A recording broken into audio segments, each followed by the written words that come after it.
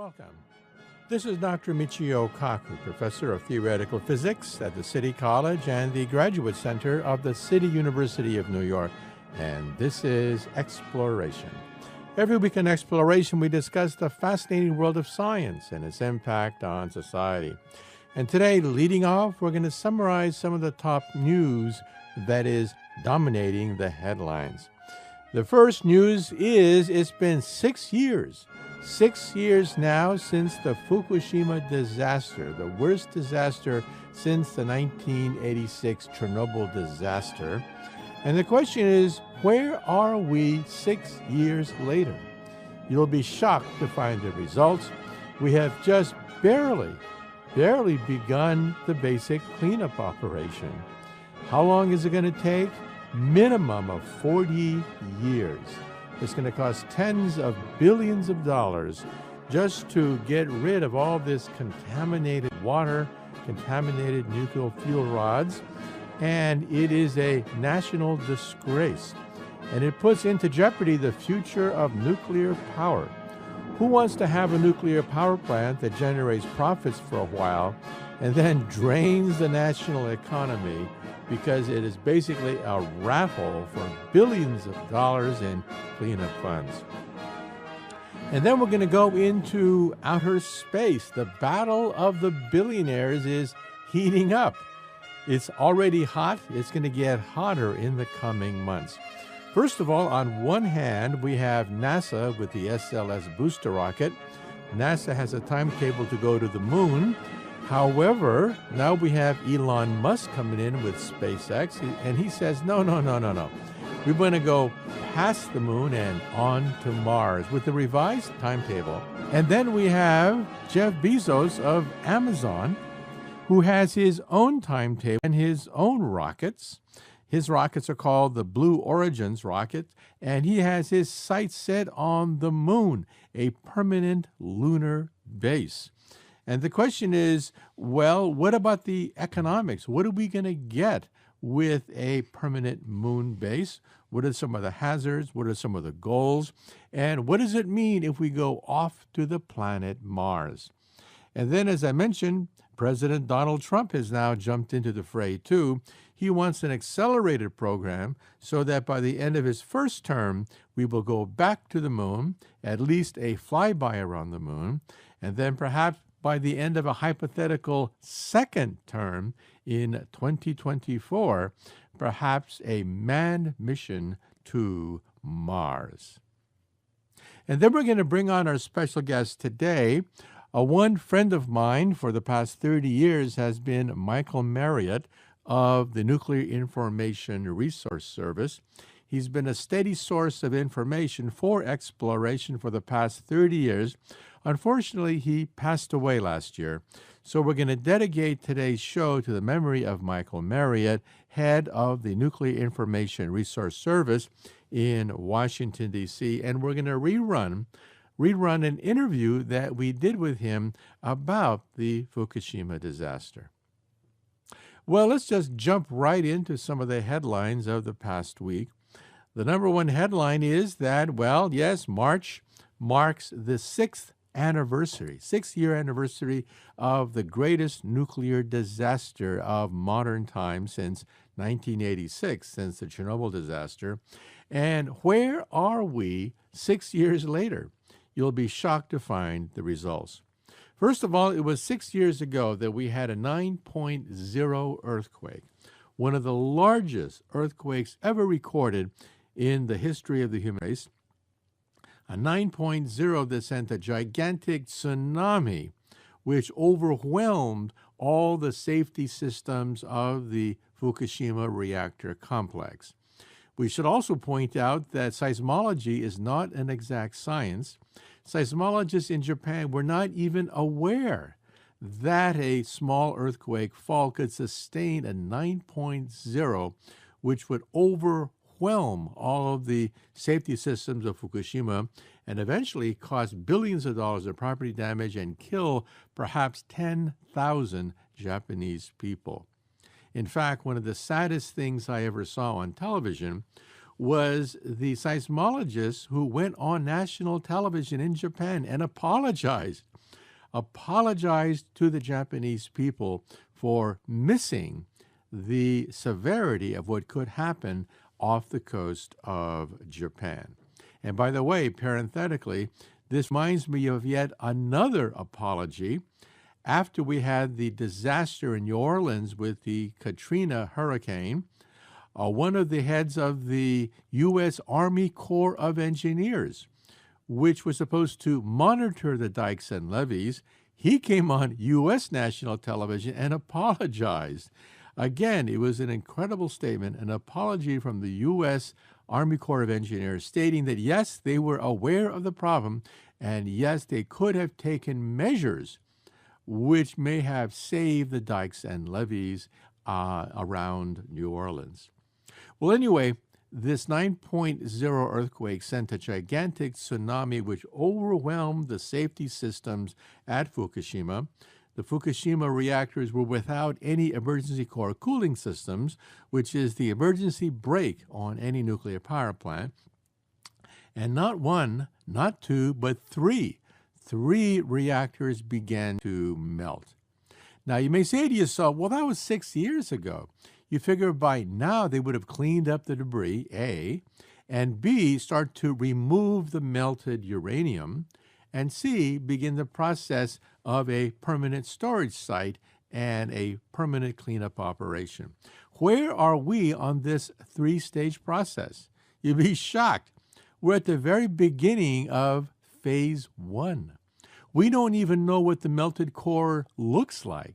Every time they send a submarine down, the cameras either cannot locate the radioactive debris or get overloaded with radiation. In fact, that's one of the reasons why the cleanup operation has been so agonizingly slow. Workers can only go into the site for a few minutes at a time, receiving deadly amounts of radiation. In fact, there was a camera that was sent down into the water, and the radiation counter on the camera showed that there was enough radiation down there to kill a worker in less than 1 minute. That's how radioactive it is. Well, as a consequence, water does keep on circulating in order to keep the core cool, but the pipes are broken. Therefore, even though fresh water goes in, fresh water goes spilling out again and has to be stored on site in gigantic vats. How much contaminated water per day accumulates? 400 tons, I repeat, every single day. 400 tons of contaminated water spills out of the broken loop. So again, fresh water goes in. Normally it forms a loop so that the amount of water stays the same, but that loop is broken, and because workers cannot get access to the site, what happens to this extra contaminated water? They simply put it in these gigantic vats, which accumulates at the rate of 400 tons. Now, how many tons of radioactive contaminated water is there at Chernobyl? A staggering 1 million tons. Let me repeat that again so it sinks into you. 1 million tons of contaminated water is stored at the site. Unfortunately, it was a scandal when it was released that some of this radioactive water actually went into the oceans off the coast of Japan, causing tremendous indignation on the part of the Chinese and the Koreans. Basically, they are running out of space. We don't know when, but at a certain time, they will run out of space, and they're not going to know where to put all this contaminated water, which goes into the reactor, gets contaminated, and then spills right out again because the loop is not closed. In addition, there are 4.5 billion gallons of contaminated soil, which is contained in bags. Let me repeat that again so it sinks in. 3.5 billion gallons of contaminated soil, which is put in bags on site. And as far as the land is concerned, 220 acres of land has been deforested and basically put off limits. Now, you may say to yourself, well, so what are they going to do with all this contaminated water when they run out of space? Well, get this. This is a science project. They're going to freeze the soil around Fukushima. Let me repeat that again. We've never seen this in the history of nuclear power. That is, gigantic coolers are being put into place to freeze the soil around Fukushima to prevent more liquid water from overflowing and eventually going into the ocean. This is a science project in motion. They've never done anything on this scale before. Freezing the soil, hoping that will prevent the contaminated water from spilling into the oceans. And so you may say to yourself, well, the obvious solution is robots.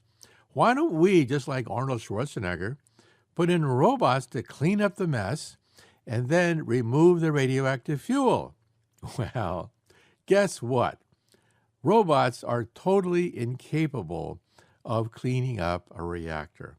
In fact, the United States Pentagon saw an opportunity to showcase advances in robotics by creating a DARPA Grand Challenge.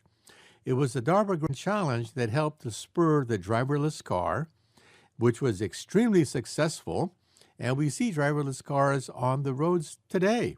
So DARPA said, a branch of the Pentagon, said, let us sponsor yet another contest, a contest to create a robot to clean up Fukushima. Well, on the internet, you can see the results of that contest on video, and it was a disaster. Robots had to basically drive a car, get out of a car. They had to sweep some of the mess and debris with a broom. They had to turn a valve and do things that a 5-year-old kid can do. Well, guess what? Almost all the robots failed.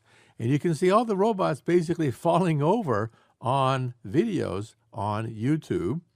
It was a disaster. The South Korean group finally won the prize, barely won the prize.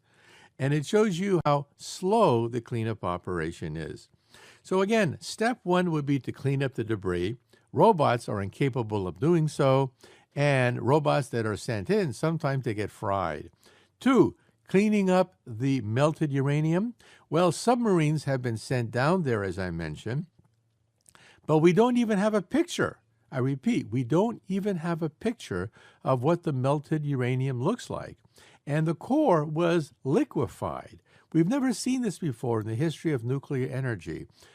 The liquefaction of a core of uranium, 3 of them simultaneously liquefied.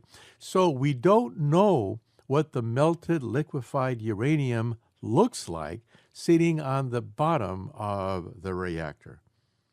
Now, during the accident, I had my own suggestion. I was on Good Morning America, and I suggested that they should sandbag the reactor. What did the Russians do? They sent in the Red Air Force. Teams of helicopters came in with borated sand and dumped the sand and sandbagged the Chernobyl reactor. The Chernobyl reactor had exploded. It was on fire. Radiation was leaking out in gigantic radioactive clouds. It was an emergency, and the Red Air Force came to the rescue. So right now we have a sarcophagus, a gigantic sarcophagus made out of concrete. Inside it is still the radioactive core, and it is still radioactive. It's still not cleaned up at all. The core at Chernobyl still is there since 1986, but at least the accident was contained. My suggestion back then was to dump borated sand and entomb the reactor in a gigantic tomb of sand. Some people are saying, well, maybe we should have done that because we have this ongoing agony that's going to go on for 40 years. And who knows, maybe one day they'll run out of space to put water on site. And at that point, the accident could start all over again. Well, on a different note, we also have the battle of the billionaires. That is, how are we going to go back to the moon, to Mars? Private enterprise or with government taxpayer funds? Well, back during the Cold War, it was obvious that national pride was at stake, and so 5% of the gross domestic product of the United States was spent on the Apollo space program. Let me repeat that again. 5% of the total amount of economic activity produced by the U.S. of A. in the 1960s went into the space program. Well, as you can imagine, that was unsustainable. And sure enough, after we went to the moon, came back from the moon, funding for the space program began to drop. The Vietnam War was kicking in a big way. People were dissatisfied with the state of the government. There was a so-called malaise affecting the government back then, and we forgot about the moon. Well, now it's been 45 years since we last walked on the moon, and now not one, not two, but 3 groups have set their sights on the moon and Mars. First of all, we have NASA. NASA with the SLS booster rocket and the Orion space module. They want to go back to the moon perhaps in 2018 with an unmanned probe that'll go in a figure 8 motion around the moon. Then, perhaps sometime after 2020, NASA plans to have a manned trip to the moon. Well, in come the politicians, in come the entrepreneurs who say, bah, humbug, we need an accelerated program. First of all, we have Elon Musk and SpaceX with a proven track record, 18 successful launches of its Falcon booster rocket right in a row. And they want to say that, well, we want to go to the moon later this year. That's right. By the end of 2017, Elon Musk wants to send an unmanned probe around the moon, going back to the moon for the first time in 45 years. And then the year after that, next year, a manned mission to circle around the moon. In fact, he already has 2 volunteers that have paid $80 million each, $80 million each to go around the moon. But the real goal is not the moon at all. The real goal is the planet Mars. And this is where Elon Musk is putting his money on the table.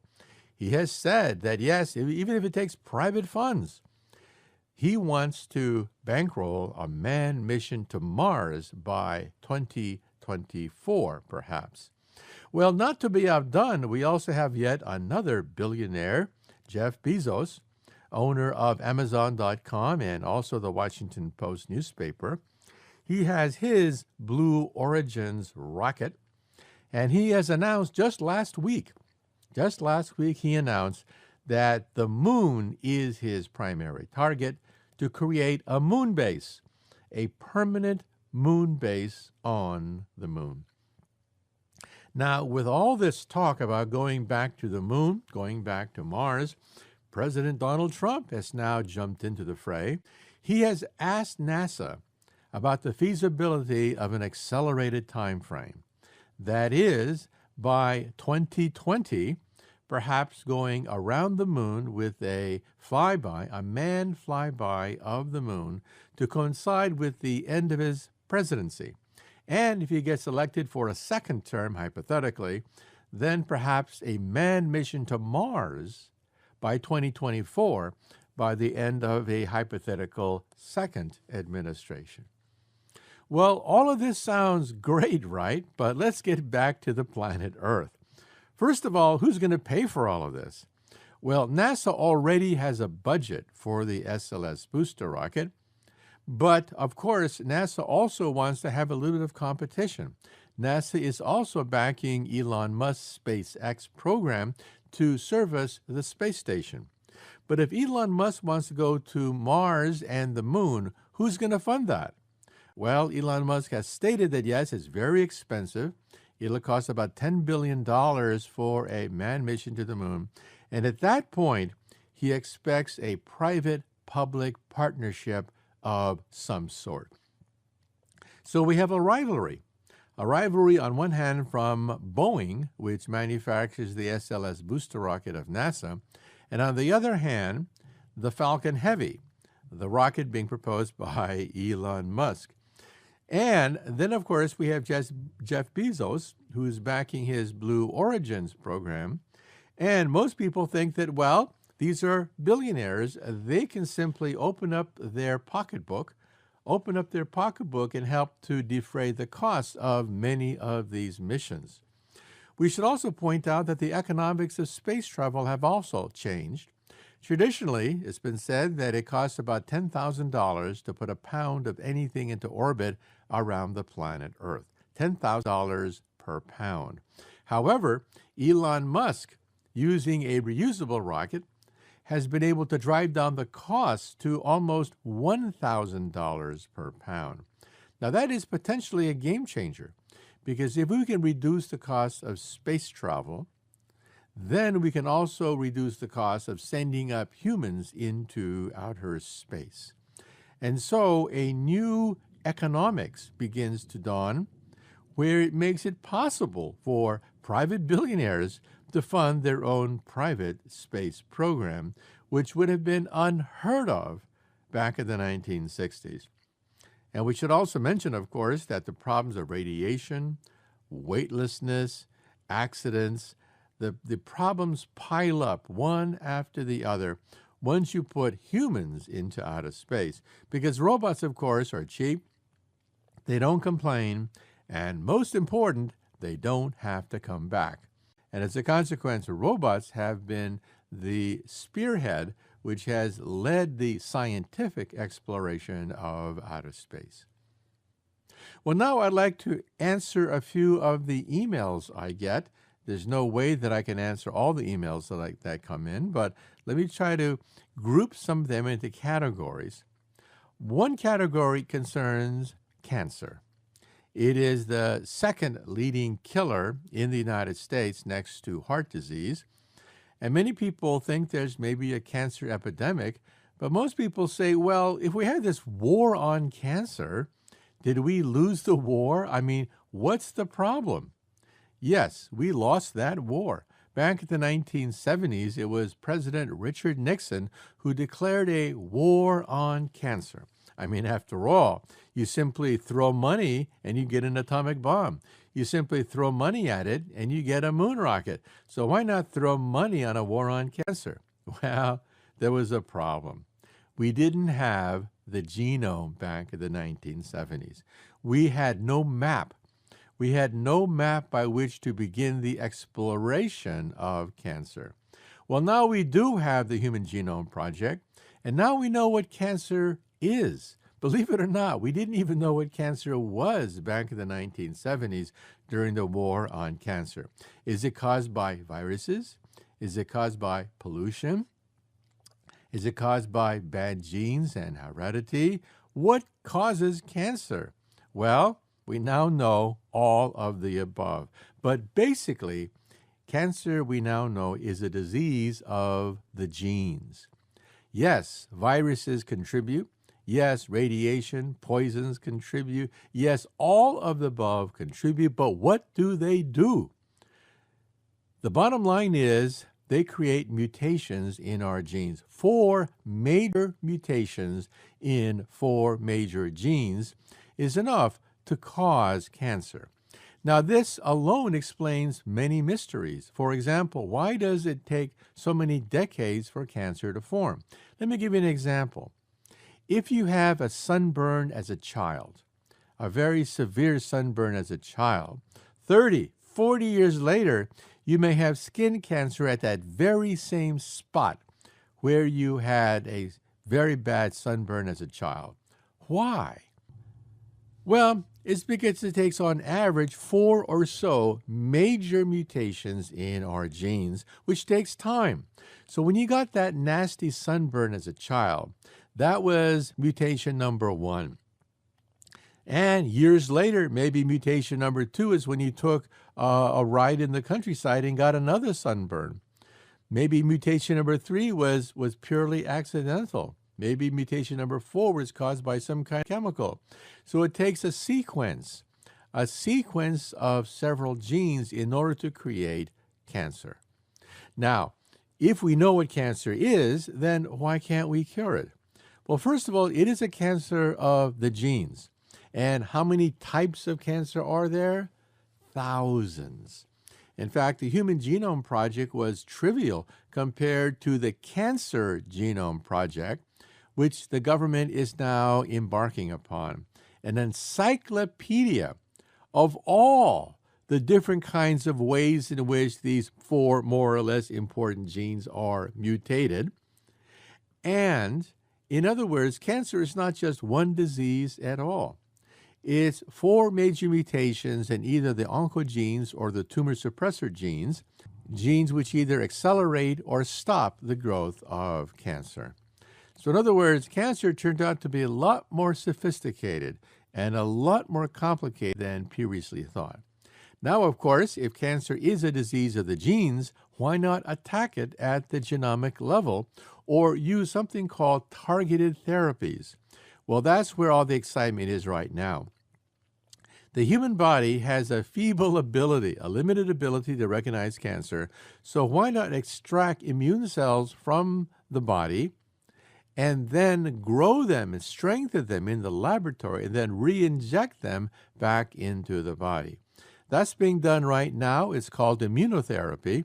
It's the hottest thing now in cancer research. Another possibility is genetic therapy. Gene therapy had a lot of publicity 10 years ago, and it's since been kind of like sputtering along, but now there have been some solid gains made in gene therapy. Gene therapy is when you take a virus, you remove the deadly genes of the virus, so it's harmless, and you put the good gene into the cancer, which then infects you with the correct gene. So gene therapy is another very promising avenue by which one day we may be able to literally cure cancer. Nanotechnology is also coming into play. It turns out nanotechnology allows us the ability to target individual cancer cells. This, of course, is the holy grail, to be able to knock off cancer cells one by one. And nanotechnology is a very infant science, but it gives us that ability. In fact, we now realize that the greatest nanotechnologist of all time is Mother Nature. Mother Nature uses nanotechnology every single day. And the question is, can we also harness that technology? Think about it for a moment. Mother Nature can take a bunch of French fries and hamburgers and turn it into a baby in 9 months. That is amazing. Mother Nature is able to, first of all, break down all the proteins inside French fries and hamburgers, reassemble them in terms of nutrients, and then piece by piece start to build DNA molecules which can absorb these nutrients to create a human baby, which in turn consists of millions upon millions of cells, each cell in turn programmed correctly. That is the work of a master nanotechnologist called Mother Nature. Welcome. Once again, this is Dr. Michio Kaku, Professor of Theoretical Physics at the City College and the Graduate Center of the City University of New York, and this is the second half of Exploration. In the first half of Exploration, we gave a sum-up as to what's happening on the 6th anniversary of the Fukushima disaster in Japan. But I'd like to, in the second half of Exploration, run an earlier tape that I did with Michael Marriott. Michael Marriott passed away last year. Unfortunately, he left his work unfinished. His work was to bring a halt to nuclear power, concentrating on the nuclear waste problem. He was the executive director of NIRS, the Nuclear Information Resource Service in Washington, D.C., which is one of the main clearinghouses of information concerning the fate of nuclear energy. And he was a friend of exploration for 30 years. Off and on, we had his voice on these airways, giving us a sum up as to what's happening with nuclear energy. And so today, in his honor, I'd like to rerun an earlier tape. And just remember that things really haven't changed much at Fukushima at all. We still have yet to begin a proper cleanup of the nuclear reactor. We have yet to even locate where the nuclear debris is concentrated at the bottom of the nuclear power plants. And we still have the radioactive water, which is accumulating at the rate of 400 tons per day on site. And so things really haven't changed much in 6 years. The main part of the cleanup, that is, cleaning up the melted core, hasn't even begun yet.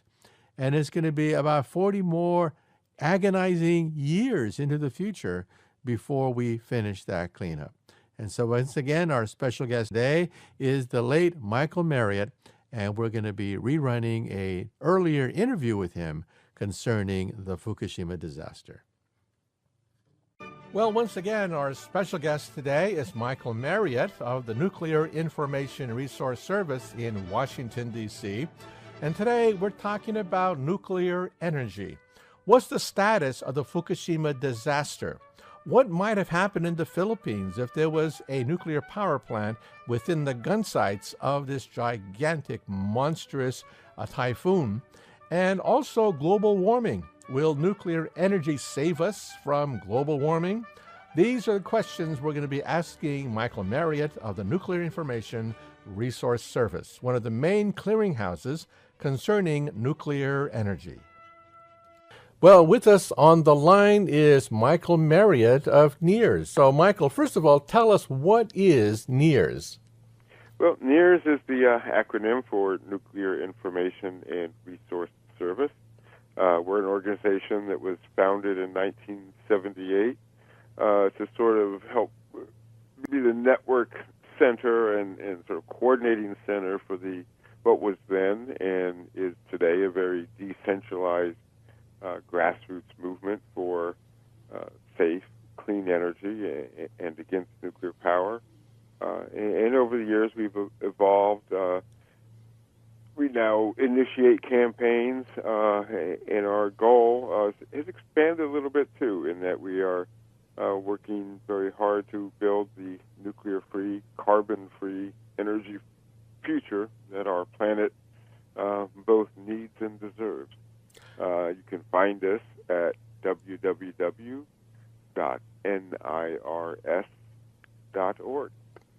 Okay, so Michael, let's now talk about the Fukushima disaster, which is still ongoing. And first of all, tell us a little bit, sum up what exactly happened during the accident, and tell us about the state of the reactor today. Well, back on March 11th, 2011, people across the world were woken up, at least those of us in the Western Hemisphere, with news that there had been a major earthquake off the coast of Japan, followed by a tsunami, and that was followed by a loss of electric power, not surprisingly, to a bunch of nuclear reactors, three of which at the Fukushima Daiichi locale began melting down. The fourth didn't melt down only because there was no fuel in the reactor at the time. And two other reactors at the site, which were separate, they were physically separated from the other four, experienced a number of problems, but ended up at least not melting down. So what we had was a scenario that I don't think anybody working in this field had ever envisioned. Three nuclear reactors melting down at the same time, coupled with severe problems at four reactor fuel storage pools, which were located at these sites.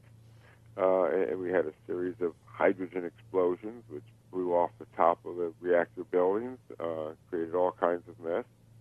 And so now, approaching 3 years later, that's what we still have. The 3 reactors that have melted down with the molten fuel somewhere underneath them. The authorities and the utility involved, TEPCO, Tokyo Electric Power, they don't know exactly where that molten fuel is, too radioactive to try to get to, of course. And then we have, even though, this has happened, quite a long time ago, even though a lot of the fuel is still on the bottom of the, somewhere underneath the reactors, everything still needs to be kept cool. And so TEPCO built sort of a makeshift cooling system that runs through these reactors that leaks. And the large amounts of water run through, become, through the various reactors, it becomes radioactive. It leaks into the groundwater, in rainwater from, obviously from rain. Fukushima is sort of at the bottom of a hill. Rainwater comes down the hill, runs through the plant. It becomes radioactive. And pretty soon they noticed that immense amounts of water are actually coming through that site, becoming radioactive and moving on into the nearby harbor where Michael, Fukushima sits. The main worry there is that highly radioactive wastewater could then pour into the harbor and eventually affect China, Korea, and perhaps other Pacific nations. So what's known about how much radiation is actually flowing into the water, and how dangerous is that? Well, it's not clear, at least to me, how much radiation we're talking about. We know how much water we're talking about. It's something like 400 million gallons a day flowing in there. The water, this is not, highly molten fuel going. So, the water's picking up radiation. So the radiation levels are not considered highly radioactive. But what happens is that there's a current that tends to keep the reactor, sort of a circular current in the harbor, and water tends to just sort of go around in a circle there, and the Japanese officials have used that as nothing more than an excuse, really, to argue that water and the radiation, in particular radiation, has not gone beyond the harbor. And of course, that's absolute nonsense. Water is going from there into the Pacific Ocean. Probably not as much as some people think, but certainly a lot more than the Japanese government seems to think. Fish come into the harbor and swim back out again. They're not really deterred by this, circular current. The other forms of sea life come in and out, and so it's very clear that, in fact, all of this, the radiation that has been coming down for the last couple of years and continues to come down is going out in the Pacific Ocean. And the question is, what are the impacts? What will be the impacts? Pacific Ocean is a big place, and even this amount of water is pretty small compared in volume compared to the entire Pacific Ocean. But now, there's certainly an effect on seafood and there are other factors. Now, the utility has suggested some rather unorthodox ways to contain all this rainwater. One is to build a wall of ice, that is, import lots of refrigerators to basically freeze the ground so that you build up an artificial barrier against all this rainwater, which is washing this radiation into the harbor. What are your thoughts about this? It's never been tried before on this kind of scale. Right. Well, it was actually a process I'd never even heard of before, although I looked into it a bit, and it has been used as a blocking mechanism in a few places in the world, although, as you say, in a much smaller scale. I have yet to talk to somebody who thinks this is a good idea or who thinks it will work. But obviously, when there's somebody willing to sell something, it, I guess. But I think this idea really is more evidence that Tokyo Electric Power is in over its head. And this is a company; it's an electric utility. They made their money by selling electricity. This is not a major engineering firm, and I think that shows.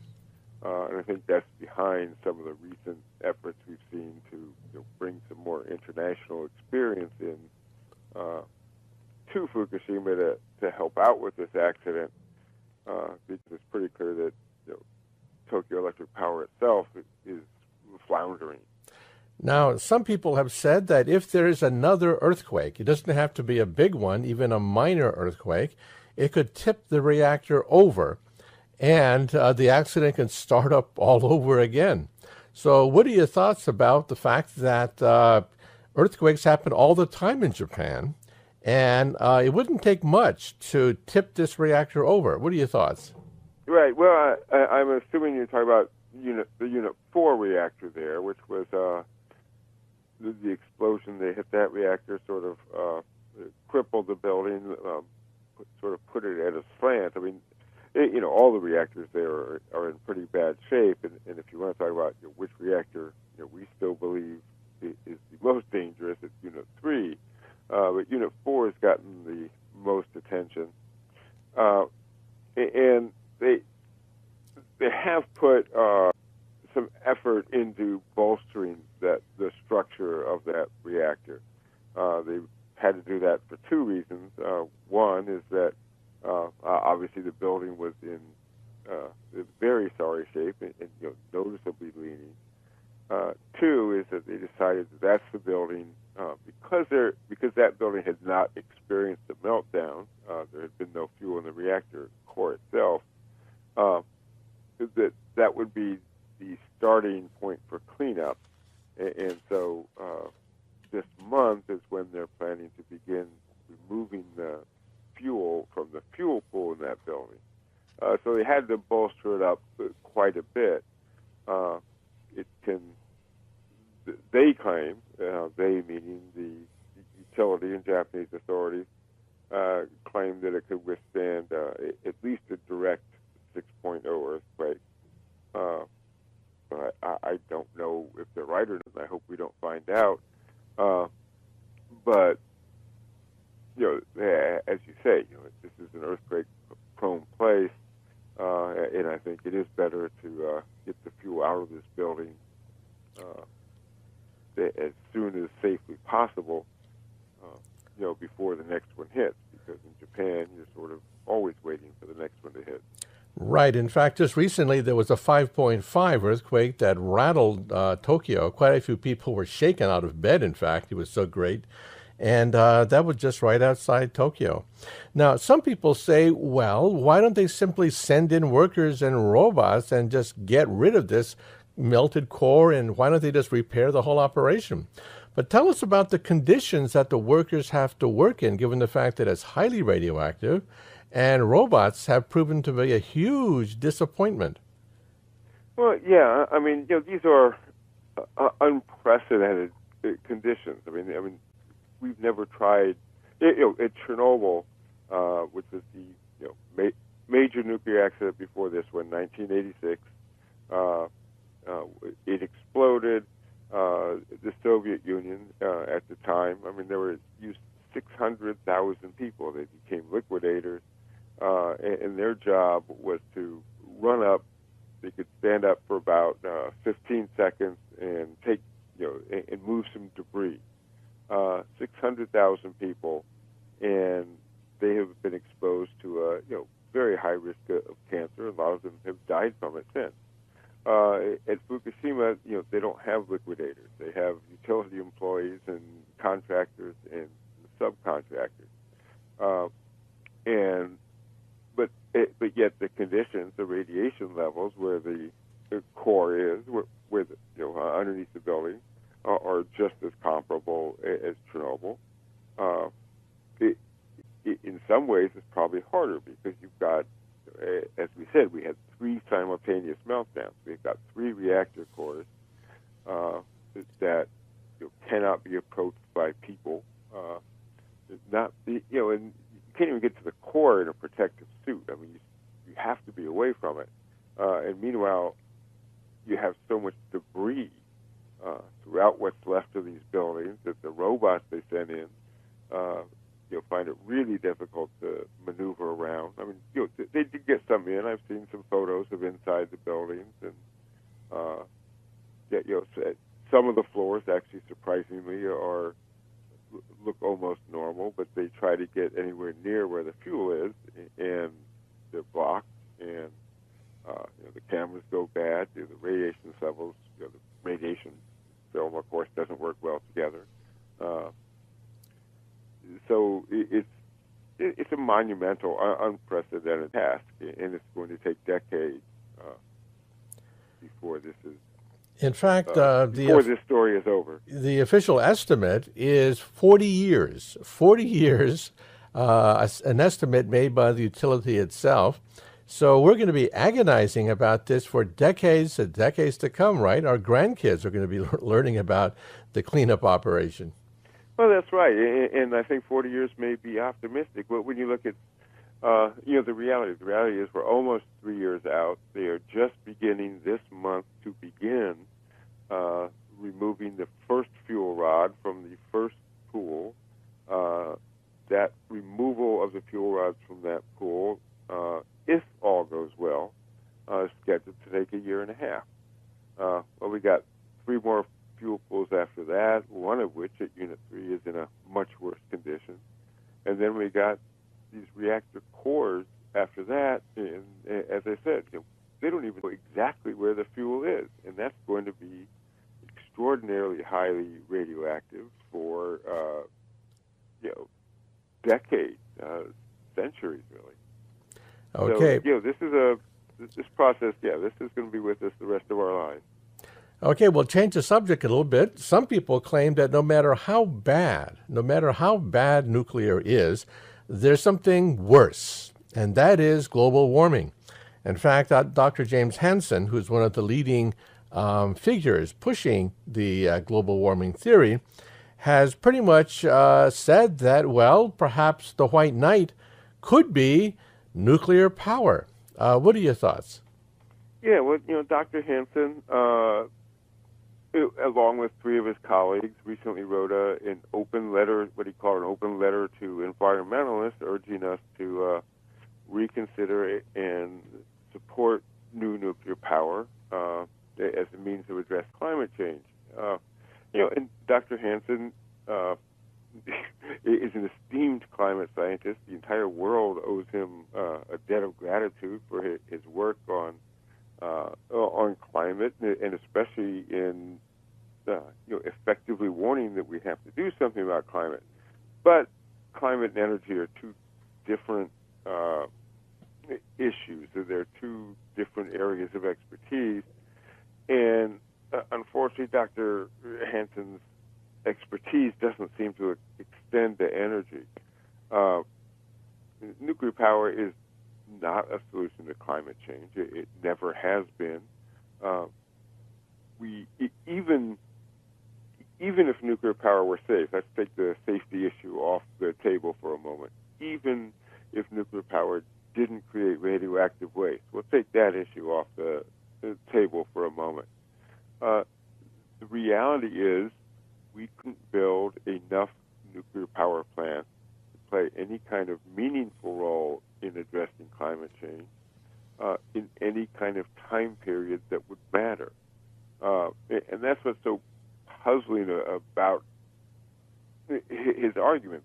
He wants us to build a lot of nuclear reactors between, and by a lot, I mean an astonishing amount, well more than has ever been contemplated between that over the next 20 years. And what we're seeing in reality is the collapse of the nuclear power industry in the U.S. We're not seeing new reactors. We're seeing new reactor projects abandoned. In fact, just yesterday in Texas, 2 more proposed new reactors that were supposed to be part of this nuclear renaissance that was supposed to begin, I don't know, around 2008, 2009.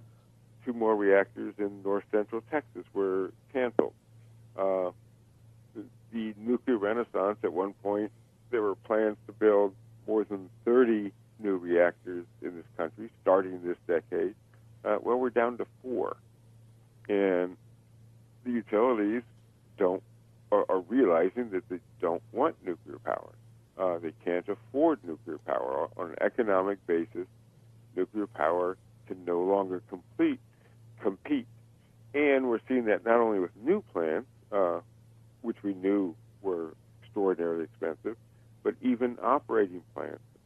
In 2013 alone, we've had 5 reactor shutdowns of operating reactors. That's unprecedented. We've never had that in 1 year before. And we believe, NEARS believe, and a lot of other people believe, in fact, even Forbes magazine last week had an article on this, that this is a trend that's going to accelerate. We're going to see more reactor shutdowns next year and the year after that. The nuclear industry is getting smaller, not bigger. Now, Dr. Hansen espouses a new types of reactors, generally something called small modular reactors and integral fast reactors. These are reactors that exist on paper and in laboratories.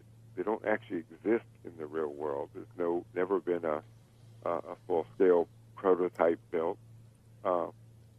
And the idea that we are somehow going to take these reactor designs that exist on paper and in somebody's lab and build hundreds, if not thousands of them before the mid-century, when we have competing fuels that are much, much cheaper and just as clean, if not cleaner than nuclear power, just makes no sense.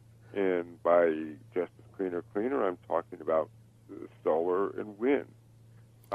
Okay, now, Michael, given the fact that well-known individuals are now jumping into the fray, Bill Gates recently jumped into this debate as well, talking about backyard nuclear power plants. Instead of having a chicken in every pot and a car in every garage, he wants to have a nuclear power plant in everyone's backyard. So explain the logic behind backyard nukes. Well, the belief is, and Bill Gates, this is another version of the small modular reactor. The idea behind them is that if you make them, relatively small, and of course, they are much bigger than backyard. But if you make relatively small and you can make them modular, meaning that they can be cranked out in a factory instead of fully custom built at a site, that maybe you can make them cheaper. But the problem is the reason reactors got so large to begin with was the well-known phrase economies of scale. The early reactors built in this country and everywhere else were very small. And the utilities quickly realized that they couldn't build them small and economically, so they ramped up the size. And the same factor is going to hold. Seems like it's going to hold true now, and I say seems like because again, these reactors don't actually exist. They're dreams on paper, and they're also too late because when we want to talk about backyard power sources, well, we have them. It's called rooftop solar, and there's a rooftop solar system being installed in this country every 4 minutes now, 2013. In 2 years, that's going to be every 90 seconds. We're going to have a new rooftop solar unit going up in this country. Well, Michael, these so called backyard nuclear power plants have gotten a certain amount of publicity. So let us now elaborate on this. So tell us a little bit about the history of this. And there's a certain person called David Crane, head of one of the largest utilities, Energy. Tell us about his position. David Crane is the head of it, and David Crane is not some anti-nuclear advocate. In fact, we've been fighting a proposed nuclear plant in Texas, a different one in Texas, that he initiated. Now, he got out of the plant. He got energy out of the project immediately after Fukushima. That ended nuclear power for him. But he recently told Business Week magazine that distributed energy generation, and by distributed energy generation, we actually mean backyard power, rooftop solar, solar on top of Walmart warehouses and that kind of thing, small wind farms, even a backyard wind turbine. That is going to, in the same way, this is what Crane told Business Week, in the same way that cell phone use overtook landline use, distributed generation is going to overtake the current and traditional utility model of big baseload generation coming from dozens or hundreds of miles away, bringing power into your home. In the same way and in the same kind of time frame, this is going to happen. Now, if you think about that time frame, it's less than 20 years. Our electric system model is going to be completely different, and we are going to be relying far more on rooftop solar, on wind, on other types of renewables that can be done locally and nearby. And not that the big power plants are ever going to go away, but they're going to play the subsidiary role. They're not going to play the major role anymore.